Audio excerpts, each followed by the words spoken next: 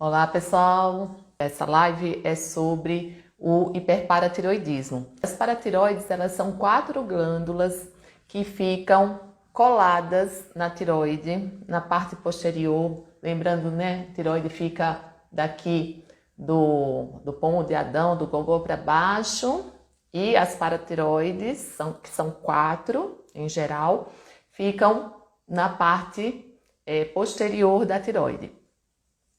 Ela só tem relacionada à tiroide a parte anatômica, porque a paratiroide, na verdade, ela vai lidar com o metabolismo mineral. A paratiroide está relacionada com o metabolismo do cálcio, do fósforo e da vitamina D. O PTH, que é o hormônio produzido da paratiroide, ele vai então fazer todo esse balanço para que os níveis de cálcio e fósforo permaneçam estáveis em equilíbrio na circulação. PTH, então, ele tem a seguinte ações principais do PTH. Ele tira cálcio e fósforo do osso, ele faz com que o rim absorva mais cálcio e também estimula a produção da vitamina D ativa no rim, e essa vitamina D ativa vai vai estimular a absorção de cálcio no intestino. Então a ação do PTH é de forma direta no osso, tirando cálcio e fósforo, no rim reabsorvendo cálcio, e no intestino, através da vitamina D, ele provoca a absorção intestinal de cálcio. Tudo isso assim é um esforço da paratiroide para manter os níveis de cálcio normais, né? O cálcio é um mineral que é mais difícil de manter na circulação, é mais difícil de ser absorvido, e o fósforo, por sua vez, já é mais fácil de entrar na circulação. O PTH faz todo esse equilíbrio, e por isso, né, quando um desses componentes diminui, por exemplo, na diminuição do cálcio, há um estímulo para a liberação do PTH. Diminuição da vitamina D, há estímulo da liberação do PTH. Ou o aumento do fósforo também, né? O PTH, com o fósforo, ele tenta eliminar o fósforo no rim, e por isso que ele é um hormônio chamado fosfatúrico, de forma que, né, ele tenta manter o cálcio alto e o fósforo baixo, no final das contas, fazendo um resumo aqui da função do PTH. E o hiperparatiroidismo, o que seria? Quando a gente tem um aumento da função de uma ou das várias paratiroides, né? O que a gente vê aqui no dia a dia da endocrinologia, falando de hiperparatiroidismo, que é próprio nosso da endocrinologia, é o hiperparatiroidismo primário. O hiperparatiroidismo primário é um problema na própria glândula, em geral em uma glândula ou em várias, né? Eu vou falar as causas do hiperparatiroidismo, começando sempre, né? Eu gosto de começar pelo que é mais comum no nosso dia a dia. O hiperparatiroidismo primário, o que a gente vê com mais frequência, é o hiperparatiroidismo devido ao adenoma de paratiroide. É quando uma das 4 glândulas ela começa a funcionar para mais. Quando uma dessas glândulas, né, ela começa a agir de forma autônoma, de forma independente dos níveis de cálcio, a gente tem um adenoma, é um tumor benigno da paratiroide, benigno no sentido de não causar metástase, mas que pode fazer um grande estrago do ponto de vista metabólico, né? Quando esse PTH aumenta por esse adenoma de paratiroide, os adenomas de paratiroides, eles são mais comuns a partir da meia-idade, a partir dos 55 anos, e aí a gente vai ver, né, quadro clínico. Uma senhora, em geral, é mais comum em mulheres, que vem com os níveis de cálcio aumentados, às vezes tem uma história de uma fratura, osteoporose, cálculo renal, e aí se pede o cálcio no sangue e ele está alto. A calcitonina é um hormônio que não é muito lembrado no nosso dia a dia, ele é produzido pela célula C da tiroide, né? Então ele tá, quando a gente lembra da calcitonina é quando a gente tem um câncer das células C, um carcinoma medular da tiroide. A calcitonina, ela poderia até ser utilizada para regular os níveis de cálcio, né? Para diminuir cálcio, mas hoje em dia não é muito utilizada não. Ela é um hormônio que a gente não dá muita bola para ele realmente, a não ser quando tem carcinoma medular que a gente tira a tiroide e ele serve como marcador. Mas para paratiroide, metabolismo do cálcio, ele tem um papel bem secundário. Bom, e aí, voltando, a gente estava no quadro clínico do hiperpara, né? Uma senhora, uma mulher, né, acima de 55 anos, é mais comum, que tem um quadro, né, de pedra nos rins, osteoporose, vai ver no sangue, tem um cálcio alto, quadro clínico, né? Já que o PTH alto, um cálcio alto, um fósforo baixo, porque o PTH está fazendo com que com que o fósforo seja mais eliminado pelos rins, e todo esse quadro, né? Então o PTH está tirando cálcio e fósforo do osso, causando osteoporose, aumenta o cálcio na urina.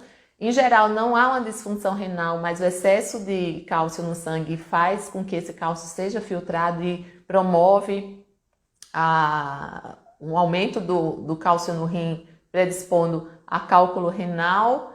E é basicamente isso. A gente vê mais um quadro de uma osteoporose numa pessoa que a gente não esperaria.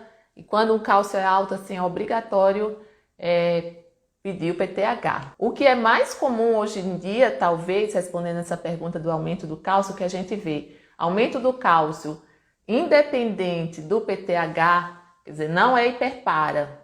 O que a gente pode pensar? Uso de diurético tiazídico, a gente tem que eliminar essas causas. O uso de diurético tiazídico, tipo hidroclorotiazida, aumenta. Vitamina D em excesso, cálcio em excesso. Então, eu pensaria, diante de um aumento de um cálcio iônico, na ausência de PTH alto, eu não pensaria na calcitonina, eu pensaria o que essa pessoa está tomando que pode aumentar o cálcio. A gente tenta eliminar todas essas causas. Diurético tiazídico, suplemento, excesso de vitamina D. Depois de tudo isso, a gente revê o cálcio. E aí tem outras causas de cálcio alto. Paciente que tem um tumor, tem hipercalcemia de malignidade.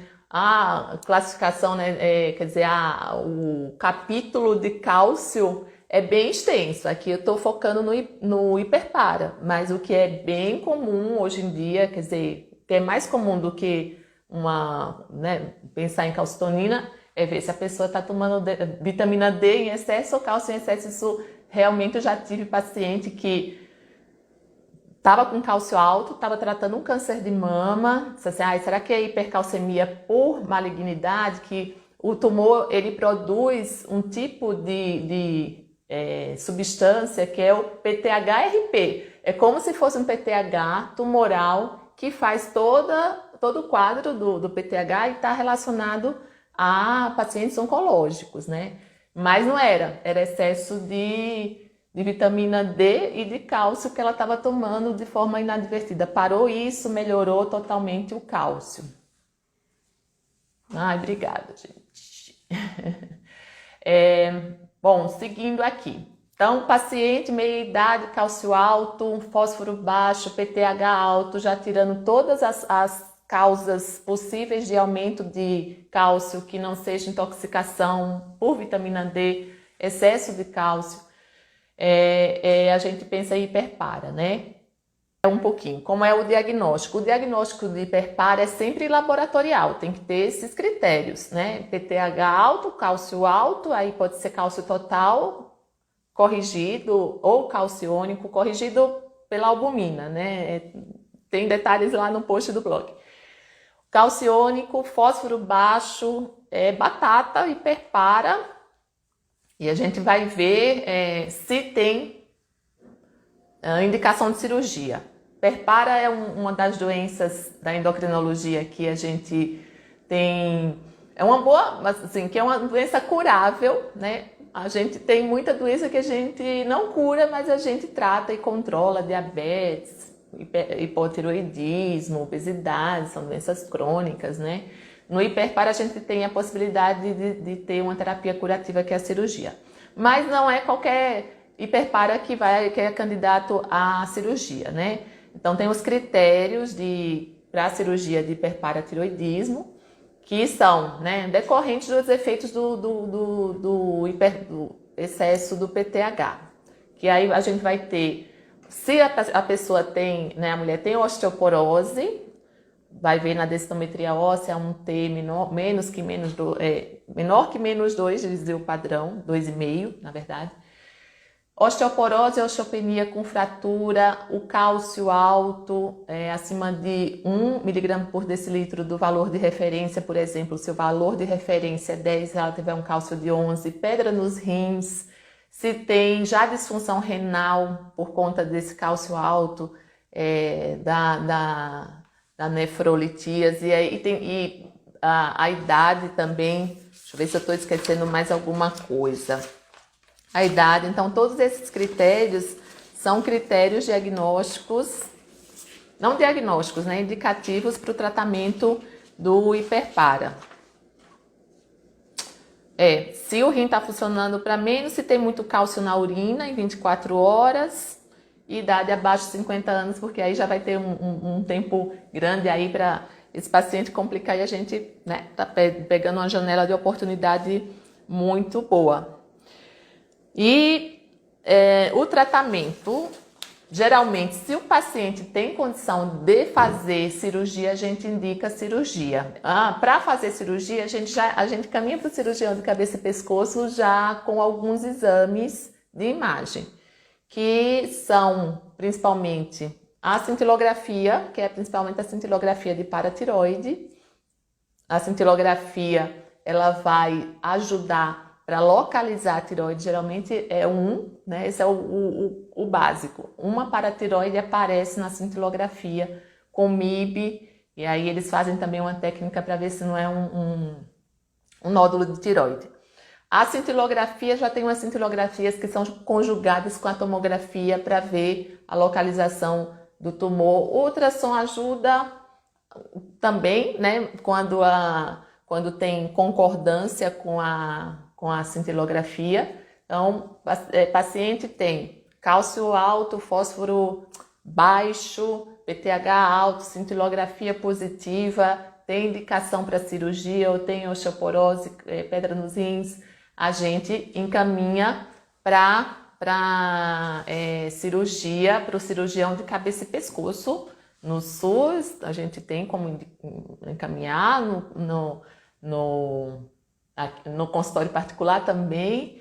E a ideia é tirar a paratiroide doente, né? A paratiroide é o adenoma de paratiroide, para resolver esse problema. Até lá, até a cirurgia, o que a gente faz? Evita que a pessoa exceda a reposição de vitamina D. Geralmente a gente não deixa deficiente, mas também não deixa com excesso. Então, no máximo 30, porque a vitamina D aumentaria o cálcio. Tenta melhorar a hidratação. O cálcio em excesso predispõe às pedras nos rins, e também um pouco de desidratação. A gente faz com que lembra para o paciente beber muita água.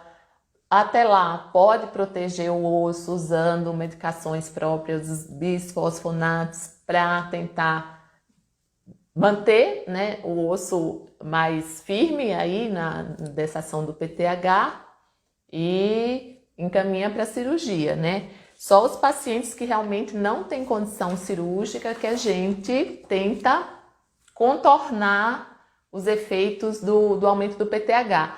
O tratamento vai ser sempre orientado, vai ser sempre direcionado para evitar os efeitos e tentar melhorar o cálcio.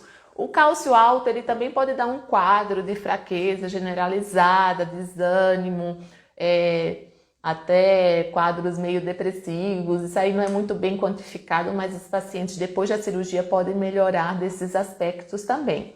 Até agora, os aspectos os critérios para fazer a cirurgia são bem mais objetivos, né? Baseados nas possíveis complicações do hiperparatiroidismo primário, né? Então, uma vez vai para a cirurgia, tira adenoma. Essa parte a gente não acompanha muito, né? Mas o que pode acontecer no pós-operatório, isso aí foi até o último post, que é sobre a fome óssea. Tirou a paratiroide. O que acontece em geral, né, na endocrinologia? Quando uma glândula está funcionando para mais, vamos pensar, na paratiroide tem 4. Se uma funciona mais e o cálcio está alto, as outras que estão normais, elas adormecem e ficam tranquilas, porque já tem uma fazendo efeito das 4, né? Das outras 3 também.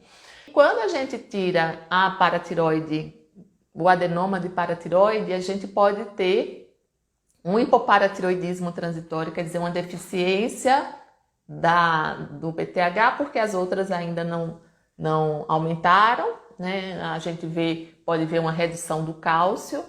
O hipopara, para vocês, né? Só um adendo aqui. O hipopara, o quadro clínico é o contrário. O cálcio é baixo e o fósforo é alto no sangue, o PTH é baixo também. A gente pode ter esse quadro, baixa cálcio, aumenta fósforo, hipoparatiroidismo, ou o que a gente chama de fome óssea, que é quando, isso aí é assim, quanto maior o cálcio, maior a chance de ter fome óssea. Aquele osso estava sendo espoliado, estava sendo retirado cálcio, fósforo, e quando tira o PTH, né, eu comparei com o Robin Hood, o PTH ele tira cálcio do osso e vai distribuindo para os tecidos, só que ele tira demais, quando o adenoma de paratiroide está lá. Quando ele é retirado, aquele osso está faminto e aí puxa tudo, puxa cálcio, puxa fósforo do sangue, e na fome óssea a gente vai ter diminuição do cálcio, diminuição do fósforo. E já o hipoparatiroidismo a gente vai ter queda do cálcio, mais um aumento do fósforo, e no pós-operatório isso aí pode até ser uma emergência médica. Quem está no pós-operatório no hospital tem que dar cálcio e fazer todas as medidas para contornar o cálcio. Aqui é mais uma perguntinha sobre o hipopara, né? No caso do hiperpara, pode haver o hipopara se as outras paratiroides ficarem bem, né? Às vezes, o paciente tem nódulo de tiroide, tira a tiroide toda, e se acontecer de tirar todas as paratiroides, aí vai ficar com um hipopara definitivo. A gente deixa só depois de 6 meses para dar esse diagnóstico, se não tiver um aumento do cálcio de forma natural. E aí tem uma pergunta sobre PTH, se existe PTH. No pós-operatório, quando deixa as paratiroides, a gente vai tem o hipopara, cálcio, fósforo. Aqui eu vou falar um pouquinho do hipopara, né? Porque pode ser uma complicação, mas eu vou fazer uma live, acho que do hipopara provavelmente é próxima. Não, acho que, se eu não me engano, se eu não estou enganada, o hipopara é um dos únicos que na prática a gente não faz, né? Existe um PTH recombinante, mas quando há deficiência de PTH, a gente não repõe com PTH. Diferente de diabetes, que a gente repõe com insulina, de hipotiroidismo, que a gente repõe com hormônio tiroide, de insuficiência adrenal, que a gente repõe corticoide. Quando tem deficiência de PTH, a gente geralmente repõe com cálcio e vitamina D ativa, que é o calcitriol, que não é a vitamina D, o colecalciferol, que a gente encontra facilmente. Em casos muito específicos que não respondem a cálcio e vitamina D, já existe um PTH, mas assim, são casos que não estão aqui no consultório, às vezes já estão no hospital escola, para o PTH recombinante. Tem até no no post o nome desse PTH recombinante, agora não estou me lembrando, mas é em casos bem selecionados. Enfim, aí esse paciente foi operado, segue a vida, repõe o cálcio, vitamina D, se tiver um hipopara. Em geral, ele recupera toda essa parte óssea, né? Deixa de ter essas, ou melhora muito as complicações do cálculo renal. Então, vale muito a pena investir na cirurgia. Quando não é possível a cirurgia da paratiroide, a gente faz as medidas que não cirúrgicas, né? Incentivando a hidratação, tirando o remédio que possa aumentar o cálcio, tudo vai em torno do cálcio, sabe? Porque o PTH não vai baixar. Evita excesso de cálcio, de vitamina D, que mais? Os bisfosfonatos pro osso e estrógeno em mulher pós-menopausada, né? Na pós-menopausa e que não tenha contraindicação, que seria o tratamento clínico. Tá? Esse é o básico do hiperpara primário, né? Primário porque o problema é da própria glândula. O secundário e o terciário também são bem importantes, tá? O hiperpara secundário talvez seja a causa mais comum, o hiperpara secundário por deficiência de vitamina D. Talvez seja o mais comum que a gente tem no nosso dia a dia. O que é que acontece hoje em dia, né? A pessoa vai no médico, o médico pede vários exames e inclui um PTH, né? O PTH tá lá bem alto. Às vezes é fora de contexto. Geralmente, assim, o PTH a gente só pede na suspeita de hiperpara mesmo, né? Quando vem um cálcio alto, seria um segundo exame que a gente pede. Cálcio alto, a gente pede o PTH para descartar a hiperpara. Mas aí vem aquele bolo de exame, vários exames, e tem um PTH alto, e a gente pensa, primeiro, né, em deficiência de vitamina D, que é bem comum na nossa população. Lembrando, né, a vitamina D também é um dos fatores, a gente falou que o PTH estimula a conversão da vitamina D, né, em vitamina 25, vitamina D em 1,25, que é a formativa, que é o calcitriol. Colecalciferol, ele faz um bypass aí, né, quer dizer, na verdade o calcitriol, né, a vitamina D, ela é produzida pelo sol, ganha uma hidroxila na posição 25, então 25, vitamina D, que é o que a gente pode corresponder aqui ao colecalciferol, é uma segunda etapa, que é no fígado, e a terceira etapa é no rim, que aí ela ganha mais uma hidroxila, fica 1,25 hidroxivitamina D. Essa vitamina D, então, a deficiência de qualquer vitamina D, seja a 25, seja a 1,25, ela vai estimular a produção de PTH, justamente nessa tentativa, né, de produzir mais vitamina D ativa. Então, diante de um PTH alto, com cálcio normal, ou até um pouquinho baixo, com a vitamina D baixa, a gente fala que é um hiperparatiroidismo secundário. Aí o secundário, né, esse termo secundário, é porque é uma causa que está fora externamente à paratiroide, né? O primário da paratiroide, o secundário é outro fator fora da glândula que está aumentando esse PTH. Tratamento bem simples, reposição de vitamina D, geralmente a gente vai ter uma redução desse PTH. Às vezes a gente não vê normalização do PTH, mesmo com a vitamina D boa. O que é uma vitamina D boa, né? Não é 60, não é 70, não é 100. Vitamina D, até em pacientes que não têm fator de risco, que não tem osteoporose, não é gestante, lactante, abaixo de 60 anos, a vitamina D no sangue, que é dosada, não é a 1,25, é a 25, A gente tem que ter níveis até 20, né? Não é muito alto. E quem tem fator de risco, até 30. Então, gente, a gente não não faz uma suplementação de vitamina D excessiva. A gente está numa onda muito grande do uso e abuso de vitamina D, mas tem que ter bastante cautela. Já escrevi também sobre isso, sobre a vitamina D, que não, né, a gente vê, tudo é vitamina D, Covid é vitamina D. Ela é super importante para os ossos. Quem tem cirurgia bariátrica, quem tem doença óssea, tem que tomar. Não sou contra a suplementação, mas eu sou contra a usar ela de forma exagerada, sabe? Níveis de 60 não precisa.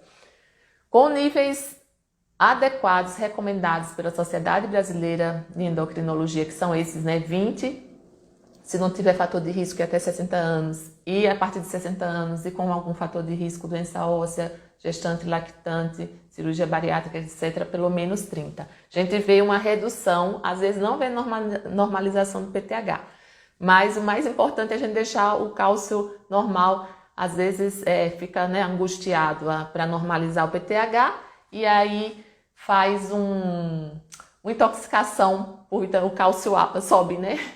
Suplemento de cálcio, selênio e magnésio pode ocorrer alteração do PTH. A Sabrina está perguntando. Então, bom, PTH, na verdade, tem mais um outro fator que regula o PTH. Ele é regulado pelo cálcio. Então, de forma contrária, se ele aumenta o cálcio, quando o cálcio está muito alto, baixa o PTH. Se o cálcio está muito baixo, precisa subir o cálcio, o PTH aumenta. Então, os níveis de cálcio são os principais. Cálcio baixo estimula PTH, cálcio alto, e fósforo. Fósforo também é outro, eu já vou pegar o gancho, né, que vai ser do próximo, aí eu vou falar do magnésio. O fósforo faz ao contrário. Como o PTH, o papel dele é eliminar o excesso de fósforo, quando o fósforo está mais alto no sangue, ele tenta baixar, né, quer dizer, vai aumentar o PTH para tentar baixar esse fósforo no sangue. O magnésio também regula a secreção de PTH, né? Mas assim, de uma forma não tão lógica quanto cálcio e fósforo. Quando o magnésio está muito baixo ou quando o magnésio está muito alto, ele inibe a secreção de PTH. Então a gente não utiliza o magnésio muito, a não ser realmente assim, está tratando hipopara. Às vezes o problema está na reposição de magnésio. A gente pensa assim no magnésio para regulação, para ajudar, né, no cálcio, no fósforo, na regulação de PTH em casos bem selecionados. Mas pode ser que na prática, com excesso de magnésio, a deficiência é mais rara, né, mas pode ser que um excesso ou uma deficiência grave de magnésio diminua o PTH. E aí a gente tem o hiperparatiroidismo secundário. Aí a nomenclatura pode variar um pouquinho, secundário, terciário, mas ainda secundário. Secundário é tudo que assim altera o PTH, e a gente vai ter a doença renal crônica. A doença renal crônica é outro fator que as paratiroides começam a agir de forma aumentada, né? Então, na doença renal crônica, o que a gente tem? A gente pode ter o cálcio variado. Primeiro pode ter uma redução do cálcio por diminuição da conversão da vitamina D, né, da 25 em 1,25. Excesso de fósforo porque o rim não está filtrando bem. E aí a gente vai ter 4 possibilidades: cálcio baixo, fósforo alto, conforme esses dois aí. E deficiência de vitamina D da formativa. A gente tem então um estímulo para o PTH. Tanto pode quando a redução do cálcio, quanto a redução da vitamina D e o aumento do fósforo são os estímulos para o PTH, né, ser secretado de forma mais intensa e aí aumentar no sangue. E o tratamento vai ser direcionado para a doença renal crônica, né?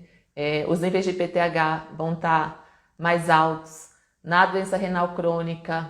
Isso aí é o nefrologista que trata, mas aí ele vai lidar na tentativa de sempre deixar o cálcio no limite normal, diminuir o fósforo. Quando não consegue isso e a doença progride, aí acontece que as paratiroides começam a aumentar, aí a gente não tem adenomas em geral, né? Não é uma paratiroide que de forma tumoral cresce, mas as paratiroides crescem de uma forma mais ou menos igual, né? Quer dizer, de forma uniforme, que a gente chama de hiperplasia, né? Esse termo. Adenoma é relativo a um tumor benigno, carcinoma é um tumor maligno e hiperplasia é quando não há ainda, há um aumento das células, mas ela responde aos comandos normais, né? Para diminuir, aumentar a secreção, etc. Né?